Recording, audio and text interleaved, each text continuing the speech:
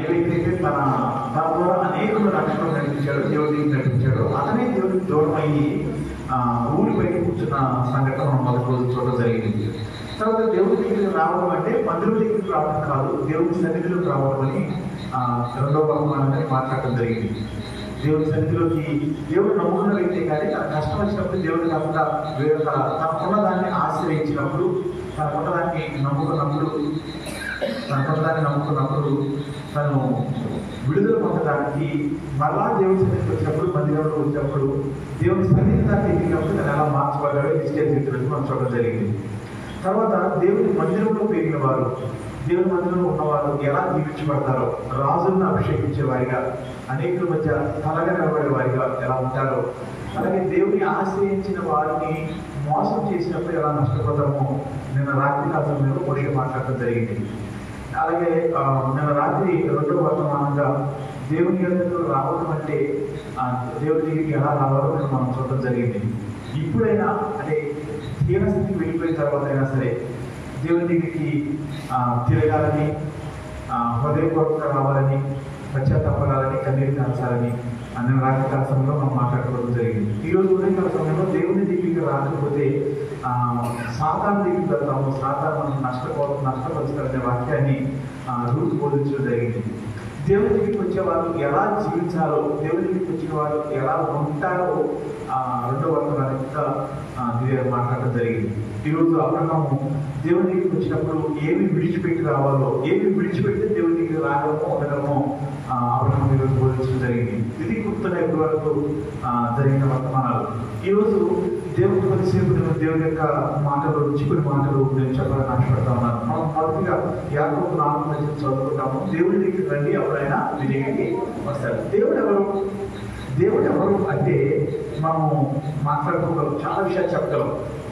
దేవుడు ఎవరు దేవుడు అంటే రక్షించేవాడు దేవుడు, మేలు చేసేవాడు దేవుడు. మనకి యేసుక్రీస్తు దేవుడు రక్షించే దేవుడే ఉన్నాడు. ఆయన మనం ఉన్న స్థితి నుంచి లేవనెత్తే దేవుడే ఉన్నాడు. మనం ఉన్న పరిస్థితి నుంచి బలపరిచే దేవుడే ఉన్నాడు. మనం ఉన్న పరిస్థితి నుంచి ఉన్నతమైన స్థానాల్లో కూర్చుండబెట్టాలని ఆశించిన వాడే ఉన్నాడు. మన కొరకు తన జీవితాన్ని, తన హృదయాన్ని, తన శరీరాన్ని అర్పించడానికి సిద్ధంగా ఉన్నాడు. మన కొరకు తన జీవాన్ని ఇవ్వడానికి సిద్ధంగా ఉన్నవాడు, జీవము ఇచ్చి దేవుడే ఉన్నాడు. దేవుడు మనకు మేలు చేసేవాడే ఉన్నాడు. యేసు ప్రభు గురించి అనేక వచ్చిన బైబిల్ చూసినప్పుడు మనకి ఈ మాట కనబడతా ఉంది. యేసు క్రీస్తు అనే మాట రక్షకుడే అర్థం. దేవుడు అందరికీ ఉపకారి అనే మాట కూడా మనం బైబిల్లో చాలాసార్లు చూస్తూ ఉంటాం.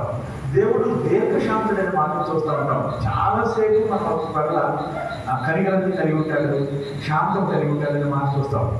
దేవుడు మనుషులను ప్రేమించే దేవుడని, మనుషులను వాళ్ళున్న స్థితిలోనే అంగీకరించే దేవుడని కూడా మనకు చాలా మాటలు, చాలా ఉదాహరణలు కూడా మనం చూస్తూ ఉంటాం. ఈరోజు దేవుడి దగ్గరికి రావడానికి ముఖ్యమైన కొన్ని కారణాలు చూడాలని నేను ఆశపడతా ఉన్నాను. దేవుడి దగ్గరికి వచ్చినప్పుడు మనం ఏమి కలుగుతుందో, ఏమి జరుగుతుందో చెప్పాలనుకుంటా ఉన్నాను. దానికన్నా ముందు కొద్ది మాటలు దేవుడు ఏమై ఉన్నాడో అనే మాటలు మాట్లాడుకునే సమయంలో ఒక క్లుప్తంగా దేవుడి దగ్గరికి రావడం అంటే ఏంటి, దేవుడి దగ్గరికి ఏం జరిగినప్పుడు ఏం జరుగుతుందో ఒక 2-3 నిమిషాలు చెప్పాలని ఆశపడతా ఉన్నాను. దేవుడు అందరికీ ఉపకారం చేసే దేవుడే ఉన్నాడు. దేవుడు మనుషుల యొక్క క్షేమాన్ని కోరే దేవుడే ఉన్నాడు. దేవుడు మనుషులకు సహాయం చేసే దేవుడే ఉన్నాడు. చాలా మంది గురించి మాట్లాడుతూ మంచి వాళ్ళని రక్షిస్తాడు, చెడ్డవాళ్ళని శిక్షిస్తాడు అని మాట్లాడుతూ ఉంటారు. కానీ యేసు ప్రభువు ఎలాంటి దేవుడు అంటే ఆయన మంచి వారి మీదనో చెడ్డవారి మీదనో ఆయన ఏం చేస్తా ఉన్నాడు, వర్షాన్ని కురిపిస్తున్నాడు, ఎంత కురిపిస్తున్నాడు, వాళ్ళకి కావాల్సిన అన్ని ఇస్తా ఉన్నాడు. దేవుడు ఎంత గొప్ప దేవుడు అంటే అది జరగాలని చాలా విషయాలను పొందే ఉండాలి. జనరల్గా మనకి ఎవరైనా మంచి చేస్తే వాళ్ళకి మంచి చేయడానికి ప్రయత్నం చేస్తాం. ఎవరైనా మనకి కీడు చేస్తే దేవుడికి వస్తాం కాబట్టి, దేవుడు వస్తున్నాం కాబట్టి వాళ్ళకి కీడు చేయము. కానీ మంచి చేయాలంటే కూడా మనకు చాలా కష్టం అవుతుంది. ఒకసారి ఒకరు ఇబ్బందులు ఉన్నప్పుడు వారికి మంచి చేయాలి అని మనం ప్రయత్నం చేసినప్పుడు అంతకుముందు వాళ్ళు మనకు చేసిన కీడు గుర్తొస్తూ ఉంటుంది. కొన్నిసార్లు మనం దేవుడిలో ఎదిగిన కొలది దేవుడికి నమ్మకస్తులుగా ఉండడం కొలది అవతల వాళ్ళు మనకి అంత నష్టం చేసినా, ఎంత కీడు చేసినా వాళ్ళకి మేలు చేయడం మనం నేర్చుకోగలుగుతాం. కానీ దేవుడు మంచి వారి మీదనో చెడ్డవారి మీదనో అందరి మీద తన కృపావర్షాన్ని కురిపించే దేవుడే ఉన్నాడు. కేవలం మంచి వారిని మాత్రమే ప్రేమించే దేవుడు కాదు ఆయన. చెడ్డవారిని కూడా లేదా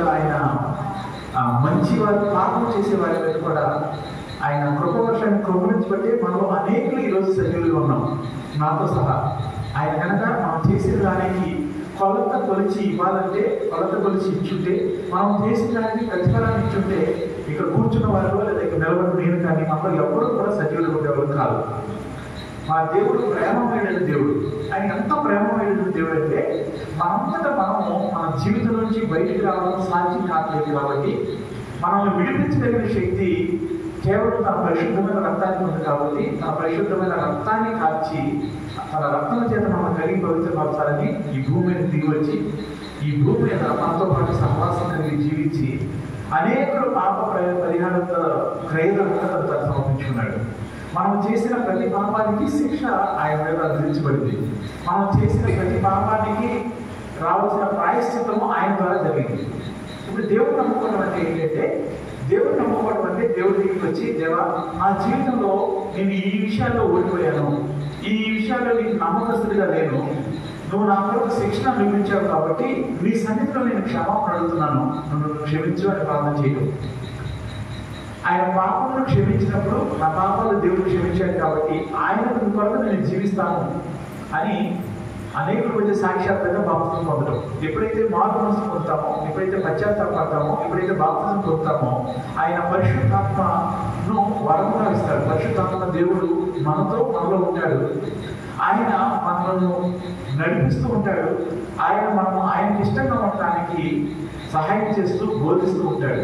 మనం విన్న వాటిని, వాక్యం మనకు బోధిస్తున్న వాటిని మనము తప్పిపోతున్న సమయాల్లో ఆయన మనం గుర్తు చేస్తూ ఉంటాడు. ఇది క్లుప్తంగా చెప్పాలంటే దేవుడికి ఏమై ఉన్నాడు అనే దానికి అర్థం. ఇంకా పూర్తిగా చెప్పాలంటే దేవుడి దగ్గరికి వచ్చినప్పుడు మనం అప్పటిదాకా చేసిన ప్రతి పాపానికి శిక్ష కొట్టివేయబడింది.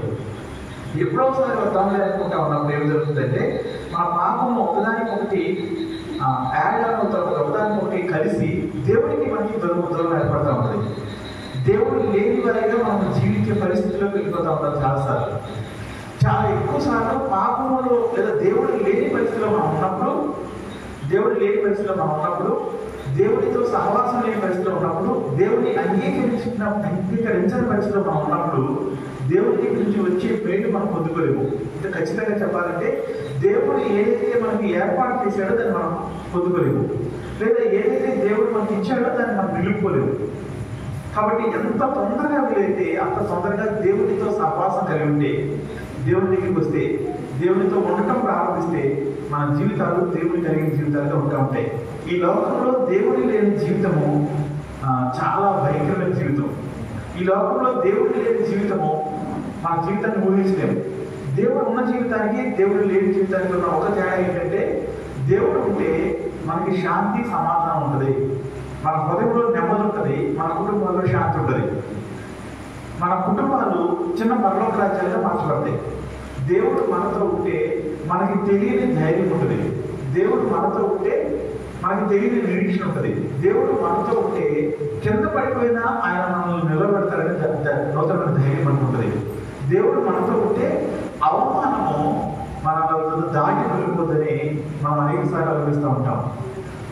ఈరోజు వాక్యం మనం దేవుడిని కలిగిన వారిగా ఉన్నామా, దేవుడిని లేని వారిగా ఉన్నామా అనే విషయాన్ని మనం పరిశీలన చేసుకుంటూ, దేవుడు లేని జీవితాల్లో మనం కొనసాగుతుంటే దేవుడి కలిగిన జీవితాల్లోకి ఎదగాలని నేను మీకు జ్ఞాపకం చేస్తా ఉన్నాను. దేవుడి యొక్క వాక్యం నుంచి యెషయా గ్రంథం 2వ అధ్యాయము 3వ వచనము 4వ లైన్ నుంచి మనం చదవాలని ఆశపడతా ఉన్నాను. యెషయా గ్రంథం 2వ అధ్యాయము 3వ వచనము 4వ లైన్ నుంచి. యాకోబు దేవుని మందిరమునకు, యెహోవా మందిరమునకు, యెహోవా పర్వతమునకు మనం వెళ్ళుదాము రండి. ఇక్కడ మరొక కొంతమంది మనుషులు తమలో తాము మాట్లాడుకుంటా ఉన్నారు. ఏం మాట్లాడుకుంటున్నారంటే, మనం దేవుని దగ్గరికి వెళ్దాము, యాకోబు దేవుని మందిరం దగ్గరికి వెళ్దాం, యాకోబు దేవుని మందిరం దగ్గరికి వెళ్దాము, అలాగే యెహోవా పర్వతమునకు మనము వెళుదాము. దేవుడి దగ్గరికి వెళ్తా ఉన్నప్పుడు, దేవుడి దగ్గరికి వెళ్తా ఉన్నప్పుడు, దేవుడి దగ్గరికి వెళ్ళినప్పుడు ఏం జరుగుతుందో మనకు కొన్ని మాటలు ఇక్కడ కనబడతా ఉన్నాయి. అదేంటంటే, అక్కడ వెళ్ళినప్పుడు ఏం జరుగుతుందంటే ఒక చదువుతారా, ఆయన తన మార్గం విషయమై మనకు బోధించును. ఇక్కడ దేవుడి సన్నిధికి వస్తే ఏం జరుగుతుంది? దేవుడి దగ్గరికి రండి మాట్లాడుతూ ఉన్నాము, ఆ ముందు భాగాన్ని చూస్తూ ఉన్నాము. రేపు దేవుడి దగ్గరికి వస్తే ఆయన మన దగ్గరికి వస్తాడు అనే మాటను మనం ధ్యానం చేయాలని ఆశపడతా ఉన్నాము. ఆయన మన దగ్గరికి వస్తే ఏం జరుగుతుంది, ఆయన మన దగ్గరికి వస్తే మన జీవితం ఎలా మార్చబడుతుంది, ఆయన మన దగ్గరికి వస్తే మనం ఎలాంటి పరిస్థితుల్లో ఎదుగుతామనే మాటను రేపు ధ్యానం చేయాలని ఆశపడతా ఉన్నాము. ఈరోజు దేవుడి దగ్గరికి వచ్చినప్పుడు ఏం జరుగుతుందంటే ఆయన తన మార్గములను మనకు బోధించను. దేవుడు తన మార్గము విషయమై మనకు బోధ చేస్తాడు. దేవుడు తన మార్గములు ఏవి ఉన్నాయో మనకు విసిద్ధపరుస్తాడు. మార్గము అనేది ఆయనతో మార్గం అంటే రోడ్డు, సింపుల్గా చెప్పాలంటే మార్గం అంటే దారి. మనం అనేక దారుల్లో నడిచి ఉంటాం, అనేక దారులు మనకి తెలుసు, అనేక దారులు కూడా మనం వెళ్తూ ఉంటాం. చాలాసార్లు మట్టి రోడ్లో నడిచి ఉంటాము, రబ్బీస్ రోడ్లో నడిచి ఉంటాము, ఆ తర్వాత సిమెంట్ రోడ్లో నడిచి ఉంటాము, తార్ రోడ్డు మీద నడిచి ఉంటాము. ఇవన్నీ రకరకాల మార్గాలు. ఇక్కడ కనపడే ఒక మార్గం ఏంటంటే దేవుడి మార్గము. ఏ మార్గం అంటే దేవుడి మార్గము. మా చిన్నప్పుడు చాలా సంవత్సరాల వరకు ఒక పోస్టర్ ఉండేది చాలా ఇళ్ళలో. దాంట్లో రెండు దారులను వేసింది. ఒక దారి ఏమో దేవుడి దగ్గరికి వెళ్తా ఉండేది, పర్లోకి వెళ్తా ఉండేది. ఇంకొక దారి ఏమో నరకానికి వెళ్తా ఉండేది. దేవుడి దగ్గరికి వెళ్ళే దారి ఎలా ఉంటుంది, అలాగే పర్లోకానికి వెళ్తా ఉండే దారి ఎలా ఉంటుంది అనేది ఆ పిక్చర్లో చాలా స్పష్టంగా చూపిస్తూ ఉంటారు. మీకు గుర్తుందమ్మా? గుర్తుంది, అది చాలా మంది గుర్తుందని అంటూ ఉంటారు. మార్గము అంటే అది ఆ స్థానానికి మనం తీసుకెళ్తుంది. ఎప్పుడు తీసుకెళ్తుంది?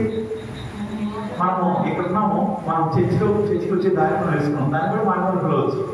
ఆ మార్గంలో నుంచి మన ఇంటికి వెళ్ళాలంటే ఆ దారి మన ఇంటికి తీసుకెళ్తే ఖచ్చితంగా ఎప్పుడు వెళ్తాం? మనం వెళ్ళడానికి ఇష్టం ఉన్నప్పుడు వెళ్తాము, వెళుతూ నడుస్తూ ఉన్నప్పుడు వెళ్తాము. మనకి దారి తెలుసు, కానీ నిలబడి ఉన్నాం అనుకోండి ఎప్పటికీ మనం అనుకున్న చోటికి ప్రయాణం చేయలేము. దేవుడి సన్నిధికి వచ్చినప్పుడు దేవుడు తన మార్గములను మనకు బోధిస్తాడు. అంటే మార్గములను బోధించడం అంటే తన దగ్గరికి ఎలా రావాలో మనకు బోధిస్తాడు. వెళ్ళటం ప్రారంభం చేసినప్పుడు మనం దేవుడి దగ్గరికి వెళ్తాం. దేవుడి దగ్గరికి రండి అని పిలుస్తా ఉన్నప్పుడు, ఆయన దేవుడి దగ్గరికి వస్తా ఉన్నప్పుడు దేవుడు తన మార్గములను మనకు బోధిస్తాడు.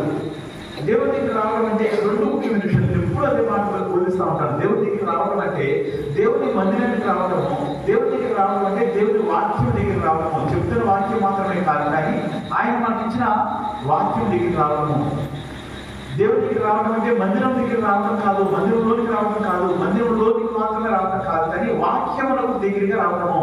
ఈ వాక్యము మనము ఆయనతో ఉండటానికి ఏం చేయాలో, ఆయనతో కలిసి కొనసాగడానికి ఏం చేయాలో మనం బోధిస్తుంది.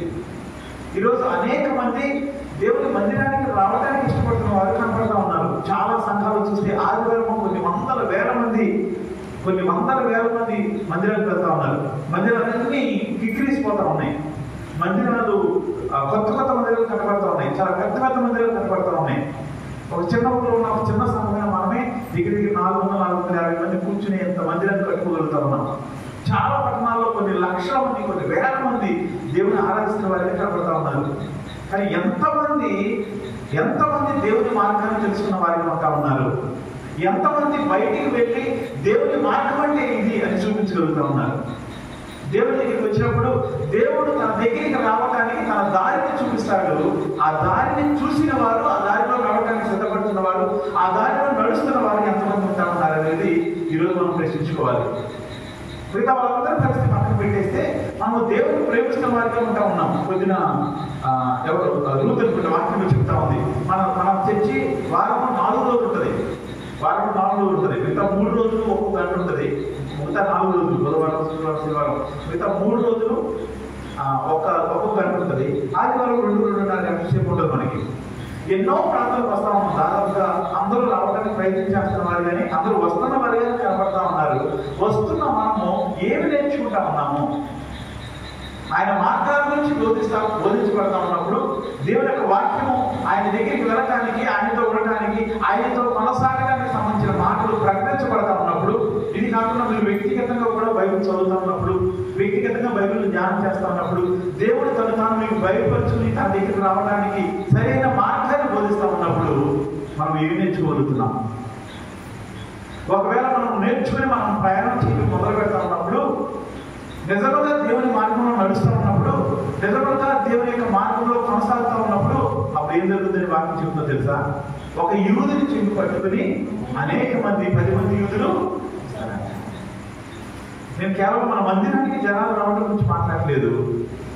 నిజంగా దేవుని యొక్క మార్గము బోధించబడతా ఉన్నప్పుడు, చెప్పడం కాదు, చెప్పడానికి బోధించబడటానికి చాలా తేడా ఉంటుంది. బోధ అనేది నిన్ను లోతైన మార్గంలో తీసుకెళ్తుంది. బోధ అనేది నీకు నేర్పిస్తుంది. బోధ అనే మాట టీచింగ్ అనే పదం ఇంగ్లీష్లో టీచింగ్ అని చెప్పుకోవచ్చు. టీచింగ్ అనేది లేదా బోధించడం అనేది నిన్ను లోతైన భక్తి జీవితంలోనికి తీసుకువెళ్తుంది. దేవుని దగ్గరికి రావడం అనేది లోతైన భక్తి జీవితంలోకి వెళ్ళడానికి, నీలో లోతైన మార్పుని నువ్వు చుట్టుపక్కల వాళ్ళు చూడటానికి కారణమవుతుంది.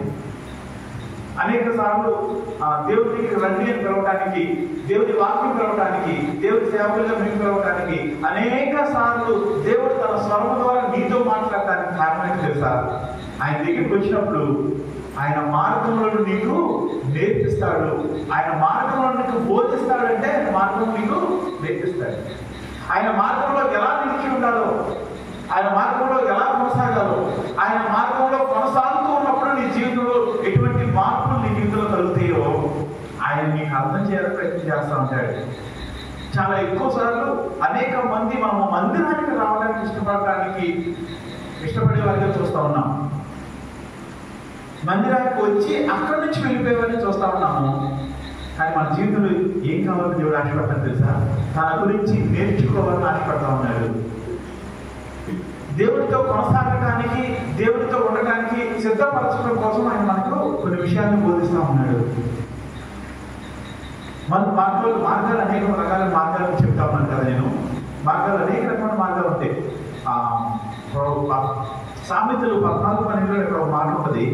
14:12 అనుకుంటా, ఒక మనిషిని ఎదుట ఒక మార్గం ఉంటుంది, అది మంచిగా చదువుతారు వెళ్ళేటప్పుడు సార్ అన్నమాట. 14:12 ఒకని ఎదుట 14:12 కదా. ఒకని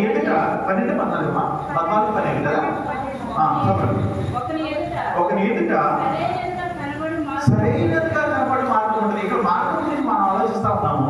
ఒకరి ఎదుట సరైన మార్గం కనిపిస్తూ ఉంటుంది. అంటే తేలిక మాటల్లో సింపుల్ గా మనం చెప్పుకోవాలనుకుంటే, ప్రతి వాడు తను చేస్తున్నది, తను నడుస్తున్నది, తన ప్రవర్తన సరిగ్గా ఉంది అనుకుంటాడు, కరెక్ట్ అనుకుంటాడు. సింపుల్గా చెప్పాలంటే మార్గము అంటే మన ప్రవర్తన, మార్గం అంటే మన జీవితము, మార్గము అంటే మనము మనము నడుస్తూ ఉన్న ప్రవర్తన విధానము.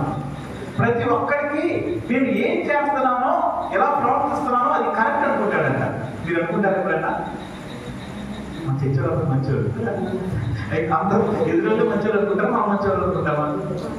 చాలా ఎక్కువ సార్లు 99% మంది పైగా, 99% పైగా నేను చేసేది కరెక్ట్ అనుకుంటాం. వాక్యం కూడా అది చెప్తా ఉంటాం. ప్రతి ఒక్కరు ఏమనుకుంటాడంటమ్మా, తన ఎదుర్కొన్న మార్గము సరైనది అనుకుంటాడంట. కానీ అది చివరికి అది ఎక్కడికి తీసుకెళ్తుందంటే నాశనంలో తీసుకెళ్తుంది. మరణం అనే మాట కనబడతా ఉంది అక్కడ. మరణం అనే మాట నరకానికి ప్రత్యామ్నాయంగా వాడబడే మాట అనేక సార్లు. జీవము అనేది పరలోకానికి గుర్తయితే నరకం అనేది దేనికి గుర్తు? నరకము అనేది, మరణం అనేది నరకానికి గుర్తు. మనం అనుకుంటున్న విధానము, మనం జీవిస్తున్న విధానము, మనం కొనసాగుతున్న విధానము, మన విధానాలు ఎక్కడికి తీసుకెళ్తాయని చెప్తుంది దేవుని వాక్యము. మన విధానాలు మరణానికి తీసుకెళ్తాయి అంట. సామెతల 14:12 మన మార్గము మంచిగా కనపడుతుంది. నేను చేసింది కరెక్ట్ అనుకుంటాం, నేను మాట్లాడింది కరెక్ట్ అనుకుంటాం, నేను చెప్పింది కరెక్ట్ అనుకుంటాం, నేను ఎప్పుడు తప్పు చేయను అనుకుంటాం. కానీ మన మార్గం ఎక్కడికి తీసుకెళ్తుందో తెలుసా? మన మార్గము దేవునికి దూరంగా తీసుకెళ్తుంది. పరలోకంలో దేవుడు తనతో పాటు ఉండడానికి మన కొరకు సిద్ధపరచబడిన స్థానం. కానీ మనం ఎక్కడికి వెళ్తా ఉన్నామంటే నరకానికి వెళ్తా ఉన్నాము. మీరు అనొచ్చు, ఎందుకంటే మేము దేవుడి సన్నిధికి వస్తున్నాం కదా, నరకానికి ఎలా వెళ్తాం? నరకానికి ఎందుకు వెళ్తాం? ఇందాక దాని గురించి చెప్పే ముందు మార్గం గురించి మాట్లాడుతూ ఉన్నప్పుడు, మార్గము అనేది మన జీవన విధానము, మార్గం అనేది మనం కొనసాగే మన ప్రవర్తన మార్గం. అంటే దేవుడి దగ్గరికి వచ్చినప్పుడు దేవుడు తన మార్గాలను మనకి బోధిస్తాడు. దేవుడు తన మార్గంలో ఎలా కొనసాగాలో మనకి బోధిస్తాడు. మన మార్గాలు సరైనగా అనిపిస్తాయి. చాలాసార్లు మనం చేస్తుంది సరైనగా అనిపిస్తాయి. మనం వెళ్తున్న దారిలో మనకి ప్రమాదం వచ్చినప్పుడు, ఇబ్బంది వచ్చినప్పుడు, ఇల్లు వచ్చినప్పుడు మనం చేసింది తప్పేమో అనిపిస్తుంది. అప్పుడు దేవుడి సహాయం కోసం వెళ్తా ఉంటాం. చాలాసార్లు నేను చాలా రకాలైన దారులు ప్రయాణం చేశాను, చాలా రకాల దారులు ప్రయాణం చేశాను. చాలా చాలా దారులు నాకు గుర్తుంటా ఉంటాయి చాలాసార్లు.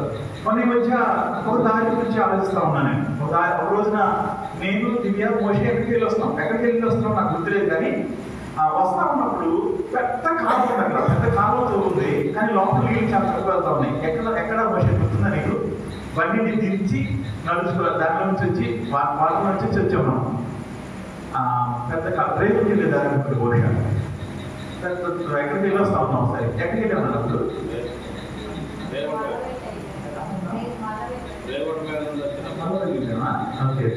మళ్ళీ ఎక్కడికి వెళ్ళి వస్తా ఉన్నాం. ఆ దారి చాలా చీకటి ఉంది, కొత్తగా అయితే చాలా భయంకరంగా ఉంది. అలాంటి దారిలో నుంచి వెళ్తా ఉన్నప్పుడు నాకు దారి గుర్తొచ్చాడు. అంటే చుట్టూ భయంకరమైన చీకటి, అది చాలా లోతులో వచ్చి అక్కడ కొంచెం నీళ్ళలో వెళ్ళి మళ్ళీ పైకి వచ్చాం. దగ్గర మన ఎమ్మలు వచ్చే దారి దగ్గరలోని గాఢాంతకాలపు లోయలో నేను సంచరించను, నేను భయపడినట్టు అక్కడ దారి. నేను అనుకున్నాను, ఈ చిన్నదే ఎంత ఇబ్బందికరంగా ఉంది, ఈ చిన్నదాంట్లో ప్రయాణం చేయడానికి ప్రమాదకరంగా ఉంది. కానీ ఎంత పెద్ద ప్రమాదమైనా సరే నిజంగా లోయ అంటే నిజమైన లోయలో ప్రయాణం చేస్తా ఉన్నాడు ఆయన. ఆ లోయ గాఢాంతకారంగా ఉందంటారు. అంటే ఆ చీకటిని దాటి చూడడానికి అవకాశం లేదు. కళ్ళు తెరిసినా ఏమాత్రం ముందున్నది ఏది కనపడలేదు ఎవరికి? దావీదుకి. అయినా దావీదు భయపడలేదంట. కారణం ఏంటి తెలుసా? దావీదు తన మార్గము దేవుడికి తెలుసు అని నమ్ముతా ఉన్నాడు. దావీదు తన మార్గము దేవుడితో బోధించబడిన మార్గం నమ్ముతా ఉన్నాడు. కేవలము భౌతికంగా కనబడే మార్గం గురించి మాట్లాడలేదు ఆయన లోయ గురించి మాట్లాడలేదు, ఆయన కేవలం చీకటి గురించి మాట్లాడలేదు. తన జీవితంలో తను ఎదుర్కొన్న పరిస్థితులన్నిటి గురించి మాట్లాడుతూ ఒక నిశ్చింత కలిగి ఉన్నాడు. కారణం ఏంటి తెలుసా? దావీదు దేవుని చేత తన మార్గం విషయమై బోధించబడిన వాడిగా ఉంటా ఉన్నాడు. ఎప్పుడైతే మనము దేవుని చేత బోధించబడతామో లేదా దేవుని బోధన తీసుకుంటామో మనలో ఒక తెలియని నిశ్చింత ఉంటుంది, మనలో తెలియని ఒక నిరీక్షణ ఉంటుంది, మనలో తెలియని ఒక సంతోషము సమాధానం ఉంటుంది. ఆ మార్గాల్లోకి మనం నడవటం కొరకు దేవుని దగ్గరికి రావాలి. దేవుని దగ్గరికి వచ్చినప్పుడు ఏది మనకు మేలు చేస్తుందో దేవుడు బోధిస్తాడు. దేవుడి దగ్గరికి వచ్చినప్పుడు మన జీవితంలో ఏది శ్రేష్టకరమైనదో ఆయన మాట్లాడుతూ ఉంటాడు. దేవుడితో కొనసాగుతూ ఉన్నప్పుడు మన జీవితంలో ఎలాంటి మార్పు రావాలో ఆయన మన దినదినం బోధిస్తూ ఉంటాడు. మీరు అనుకోవచ్చు, ఏ మార్పు రావాలి? దేవుడి దగ్గరికి వస్తా ఉన్నప్పుడు మనం చూసుకున్నప్పుడు నేను పాపం చేస్తున్నానే అని అనిపించింది ఎప్పుడన్నా? కొన్నిసార్లు అనిపించవచ్చు. దేవుడి దగ్గరికి వచ్చినప్పుడు దేవుడు మనం చేసే విధానాల్లో ఈ పాపాన్ని ఎత్తి చూపించినప్పుడు దాని గురించి మనం పశ్చాత్తాపడి ఉండవచ్చు. దేవుడి గురించి మనం వింటా ఉన్నప్పుడు, దేవుడు మాట వింటా ఉన్నప్పుడు ఇది నాలో ఉంది కదా, నేను నిన్ను మార్చుకోవాలి కదా అని అనిపించుండొచ్చు. అనేక సార్లు అనిపించిందండి ఎప్పుడన్నా మీకు? చాలాసార్లు అనిపించి ఉంటుంది. మీరు చెప్తా ఉన్నారు కొంతమంది అనిపించిందని. కానీ అనిపిస్తూ ఉన్నప్పుడు మనం సరి చేసుకుంటా ఉన్నప్పుడు ఒక పాయింట్ వచ్చిన తర్వాత ఇక మనం మారాల్సింది ఏది లేదు అనుకుంటాం.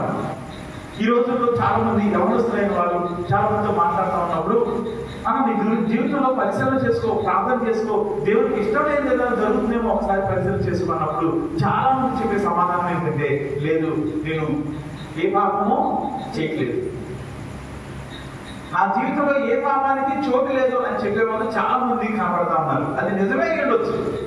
వారి జీవితంలో ఏ పాపానికి చోటు లేదు అనే మాట నిజమే ఉండొచ్చు.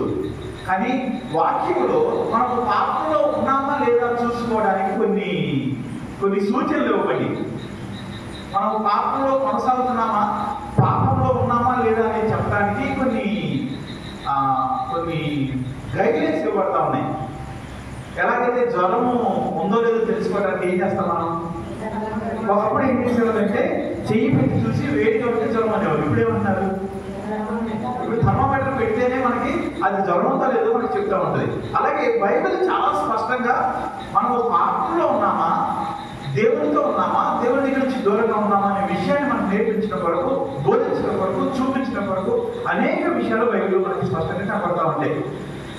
చాలా సంవత్సరాలు దేవుడి దగ్గరికి వచ్చిన తర్వాత, చాలా సంవత్సరాలు దేవుడితో కొనసాగుతున్న తర్వాత, చాలా సంవత్సరాలు చాలాసార్లు మనం సరి చేసుకుంటూ ముందుకు వెళ్ళిన తర్వాత మన జీవితాన్ని ఒక్కసారి మనం పరిశీలన చేసుకున్నప్పుడు మన జీవితంలో దేవునికి వ్యతిరేకమైనది, పాపం అనేది ఏది లేదు అని అనిపిస్తూ ఉంటుంది. ఈ రాత్రికాల సమయంలో మనం ఎలా పరిశీలన చేసుకోవాలో చూపించి ఈ వాక్యాన్ని ముగించాలని ఆశపడతా ఉన్నాను.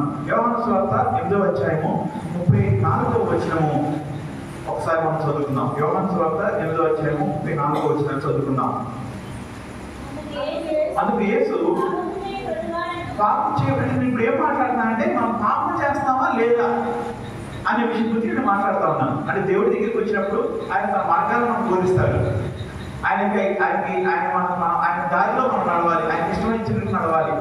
అది ఎలా చేయాలో ఆయన మనకు నేర్పిస్తాడు. ఆయన మార్గంలో నడవకుండా మనం నాటకం వచ్చేది పాపమే. పాపం మనం చేస్తున్నామా అంటే ఇక్కడ కూర్చున్న వాళ్ళ మనం చెప్పే ఒక సమాధానం ఏంటంటే లేదు, పాపం చేయట్లేదు. ఒకప్పుడు దేవుడు తెలియని సమయాల్లో చేశాము. కానీ దేవుడిని నమ్ముకున్న తర్వాత, దేవుడి వాక్యం మాతో మాట్లాడిన తర్వాత, దేవుడి వాక్యం మనం సరి చేసిన తర్వాత, దేవుడి దగ్గర క్షమాపణ పొందుకుని దేవుడితో కొనసాగుతా ఉన్నాము. ఇప్పుడు చిన్న చిన్న విషయాలు ఏదో మేము తగ్గిపోతున్నామేమో, కానీ పాపానికి మా జీవితంలో చోటు లేదు అనే మాట మనం మాట్లాడతాము. పాపంలో ఉన్నామా లేదా పరిశీలన చేసుకోవడం కొరకు దేవుని యొక్క వాక్యం నుంచి ఒక మాటని చూపించాలనుకుంటున్నాను. ఇప్పుడు మనం చదవబోతున్నాం. చదవమా. పాపము చేయు ప్రతివాడును పాపమునకు దాసుడు. దేవుడు చాలా స్పష్టంగా ఒక మాట చెప్తా ఉన్నాడు. మీరు వినండి, నేను చెప్తా ఉన్నాను. అదేంటంటే పాపము చేసే ప్రతివాడు పాపమునకు దాసుడు. దాసుడు అంటే ఏంటి? బానిస కదా. దాసుడు అంటే బానిస అయిపోవడం. మనము ఈ బానిస అనే మాట ఈ రోజుల్లో దేనికి వాడతామంటే వాడు తాగుడు బానిస అయిపోయాడు అంటాం కదా. ఇంకా దేనికి వాడతాం? ఫోన్కి బానిస అయిపోయాడు అంటాం కదా, టీవీకి బానిస అయిపోయాడు అంటాం. అంటే ఈ ఫోన్ టీవీ కొంచెం ముఖ్యంగా ఫోన్కి వాడతాం, కానీ ఎక్కువ సార్లు చట్టాల వాటి గురించి మాట్లాడేటప్పుడు బానిస అయిపోయామంటాం. మనం బానిసగా ఉన్నామో తెలియకన్నా. యాక్చువల్లీ ఇశ్రాయేలుతో దేవుడు మాట్లాడుతూ అంటా ఉన్నాడు, వాళ్ళకి పాపం గురించి చెప్పడానికి ప్రయత్నం చేస్తా ఉన్నాడు. దేవుడికి దూరంగా మీరు జీవిస్తున్నారని చెప్పడానికి ప్రయత్నం చేస్తా ఉన్నాడు. ఇశ్రాయేలు ఏమనుకుంటారంటే మీరు దేవుడికి సంబంధించిన వాళ్ళు. ఇశ్రాయేలు దాదాపుగా మనలాంటి వాళ్ళే.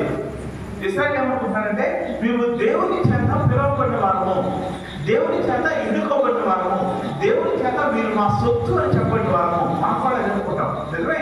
మనం దేవుని చేత పిలువబడిన వాళ్ళము, దేవుని చేత ఎన్నుకోబడిన వాళ్ళము. మనం ఉన్న పరిస్థితుల నుంచి దేవుడు మనల్ని బయటకు తీసుకొచ్చి తన రక్తంతో కలిగి ఒక ప్రత్యేకమైన జనాంగంగా ఉంచుతా ఉన్నాడు. నువ్వు దేవునికి సంబంధించిన వాళ్ళము అనుకుంటా ఉంటాము. ఇశ్రాయేలు కూడా మనలాగా అనుకుంటా ఉన్నారు.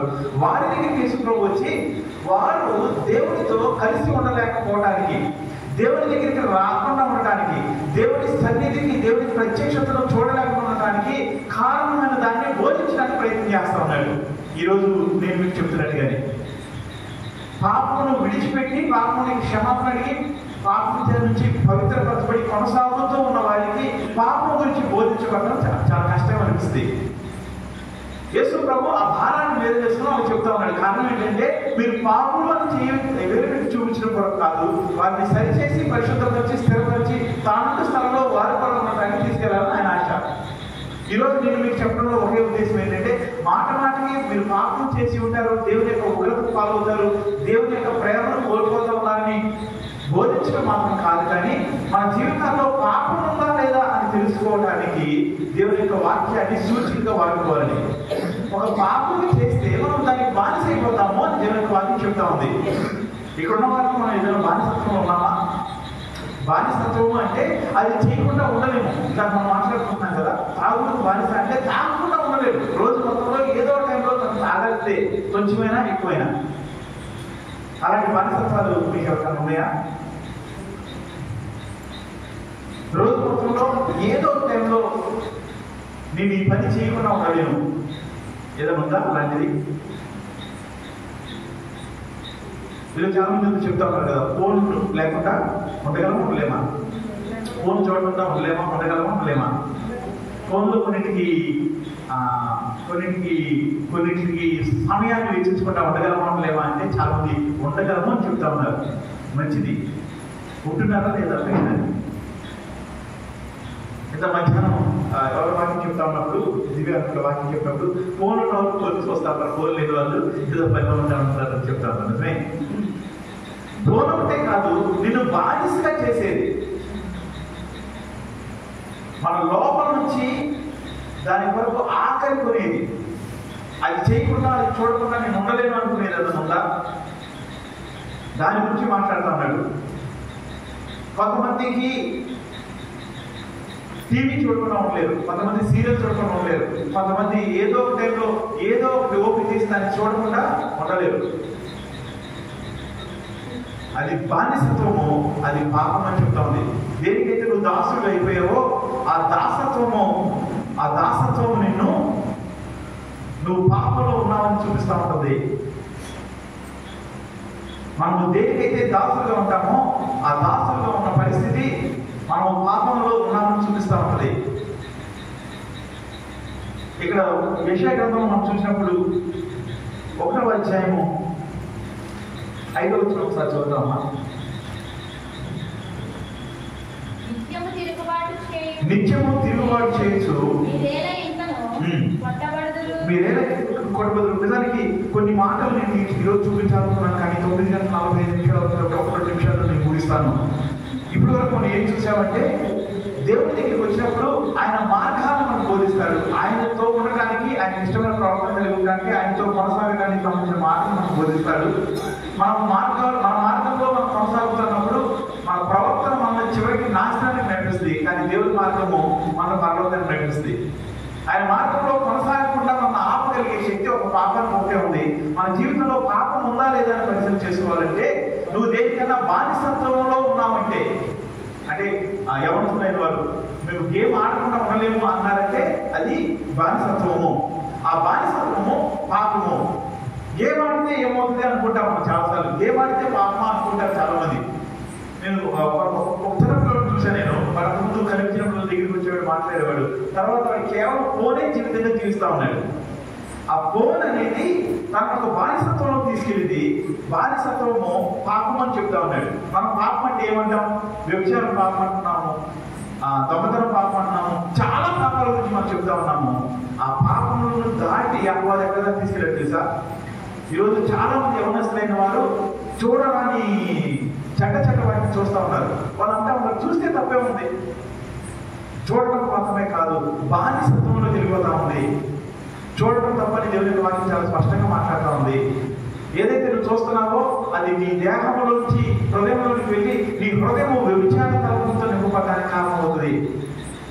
ఈ రాత్రికాల సమయంలో దేవుని వాక్యం వింటున్న వాళ్ళారా, నువ్వు దేనికి బానిసత్వంగా ఉన్నావో ఒకసారి పరిశీలన చేసుకో. ఇది లేకుండా, ఇది చేయకుండా నేను ఉండలేను అని ఏదైతే నీ జీవితంలో ఉన్నదో అది ఖచ్చితంగా నేను నరకానికి తీసుకెళ్తుంది. కారణం ఏంటంటే అది పాపము. నేను కేవలం ఫోన్ గురించి మాట్లాడలేదు, టీవీ గురించి మాట్లాడలేదు. కొంతమందికి ఇక్కడ వీళ్ళకున్న ఒక బానిసత్వం ఏంటంటే నిత్యము తిరుగుబాటు చేస్తూ ఉంటారంట. ఇశ్రాయేలు యెషయా ద్వారా దేవుడు వాళ్ళతో మాట్లాడుతూ ఉన్నాడు. వాళ్ళున్న బానిసత్వం ఏంటంటే నిత్యము తిరుగుబాటు చేయడం. అంటే ఏది చెప్పినా సరే కాదంటాం, ఏది చేసినా సరే ఇది కాకుండా ఒప్పుకోడు అంటాం. తిరుగుబాటు అనేది ఒక భయంకరమైన పాపం. వాక్యం వింటున్న వాళ్ళ ఏది నిన్ను దేవుడి దగ్గర నుంచి దూరం చేస్తుందో ఈ రాత్రికాల సమయంలో ఒక్కసారి నువ్వు ఆలోచించాలని ఆశపడతా ఉన్నా నేను. ఏది దేవుడి దగ్గర నుంచి దూరం చేస్తుంది నేను? ఏది దేవుని యొక్క ప్రేమ నీ మీద రాకుండా, ఏది దేవుని యొక్క దీవెన నీకు రాకుండా, ఏది ఆటంకంగా ఉంది? దేవుడి గురించి మనం చూసాం కదా, ఆయన నీతిమంతుల మీదనో అనీతిమంతుల మీదనో వర్షాన్ని చూపిస్తా ఉన్నాడు, ఎండను చూపిస్తా ఉన్నాడు, తన కృప ఐశ్వర్యాన్ని పంపిస్తా ఉన్నాడు. ఆయన ఇద్దరిని ఒక రకం ప్రేమిస్తానికి ప్రయత్నం చేస్తా ఉన్నాడు. మరి ఎందుకని ఆయన మన దీన్ని మనం పొందుకోలేకపోతామంటే ఆయనకి మనకి మధ్య ఆటంకంగా మన పాపం నిలబడతా ఉంది. ఆ పాపంలో ఉన్నామనే విషయం కూడా మనకు అర్థం కాకుండా మన ఎదురుగా ఉన్న దాన్ని మనం చేసేది యథార్థమైనదిగా మనకు కనబడతా ఉంది. మనం ఏదైతే చేస్తున్నామో అది 100% మంచిది. మనం ఏదైతే మాట్లాడుతున్నామో అది 100% యథార్థమైనది. నేను దేవునితో ఉన్నాను అనే ఒక ముసుగులో అపవాది మనల్ని బ్రతికేలా చేస్తా ఉంది. నువ్వు ఎటువంటి బానిసత్వంలో ఉన్నావో ఒకసారి పరిశీలన చేసుకోవడానికి ప్రయత్నించి కొన్ని ఉదాహరణలు చెప్తే ఈ బానిసత్వం గురించి కొన్ని ముఖ్యమైన విషయాలు నాకు అర్థమయ్యాయి. కానీ ఈరోజు సమయం లేదు, బహుశా రేపు తర్వాత మనం మాట్లాడుకోవడానికి ప్రయత్నించేద్దాం. మనం బానిసత్వంలో ఉన్నామా, మనం పాపంలో ఉన్నామా, మనం దేవుడితో ఉన్నామా, దేవుడితో కొనసాగుతున్నామా పరిశీలన చేసుకోవడానికి కొన్ని ఉదాహరణలు చాలా స్పష్టంగా మనకు దేవుడి వాక్యం నుంచి బోధించబడతా ఉంటాయి. ఆది కాండం మొదలుకొని చివరి గ్రంథం ప్రకటన గ్రంథం వరకు దేవునికి లోబడిన తరము అనేక సార్లు మనం చూస్తూ ఉంటాము. లోబడుకోవడం వల్ల వారికి నీళ్ళు వచ్చిందా, శాపం వచ్చిందా? లోబడిన ప్రతిసారి వారు నష్టపోతానే ఉన్నారు. ప్రతి చిన్న విషయంలో వారు నష్టపోతా ఉన్నారు. మనము కూడా లోబడిన తరంలోనే ఇంకా కొనసాగుతూ ఉన్నాం. దేనికి లోబడాలనుకుంటాం? దేనికి లోబడాలంటే దేవుడు పిలుస్తూ ఉన్నప్పుడు ఆయన దగ్గరికి రావాలి. వాయిదా వేయడం లోబడకపోవడం. దేవుడు సరి చేస్తా ఉన్నప్పుడు అవును నేను తప్పు చేశానని దేవుడి సరిలో ఒప్పుకోగలగాలి. అది లోబడటం. వాయిదా వేయడం లోబడటం కాదు. దేవునికి వ్యతిరేకమైన పనుల్లో, వ్యతిరేకమైన మాటల్లో మనల్ని మనం పాలుభాగస్తులుగా చేయటం అది లోబడటం కాదు. అది మనకి శిక్షణ తీసుకొస్తే. ఏదైతే దేవుని కొరకు కట్టబడతా ఉందో దేవుడు ప్రతి ఒక్కరి జీవితాన్ని కడతా ఉంటాడు. ఒక బిల్డింగ్ ఎలా అయితే రాయి మీద రాయి పెట్టి కడతా ఉంటారో అలాగే ప్రతి ఒక్కరి జీవితాన్ని కడతా ఉంటారు. మనం ఏం చేస్తాం తెలుసా? దేవా నీకు కట్టడం రాదు, నేను చెప్పినట్టుగా కట్టు అని దేవుడికి లోబడటం మానేస్తూ ఉంటాం. అది పెద్ద మెష్ అయిపోతుంది చాలాసార్లు. వాక్యం వచ్చిన వాళ్ళ దేవుడి దగ్గరికి వచ్చినప్పుడు ఆయన తన మార్గములను బోధిస్తాడు. దేవుడి దగ్గరికి వచ్చినప్పుడు నీ జీవితంలో ఆయనతో ఉన్నావా, ఆయనకు దూరంగా ఉన్నావా, ఆయన ఇష్టంగా ఉన్నావా, ఆయనకు వ్యతిరేకంగా ఉన్నావా, పోల్చి చూసుకోవడానికి, సరి చూసుకోవడానికి నీకు మన ఎదురుగా కొన్ని సూచనలు పెడతాడు, కొన్ని కొలబద్దలు పెడతాడు. దాని ప్రకారం మనం చూసుకున్నప్పుడు మనం ఎక్కడున్నామో ఎలా ఉన్నామో మనకు అర్థమవుతుంది. కొంతమందికి నిత్యము తిరుగుబాటు చేయడము ఒక బానిసత్వము.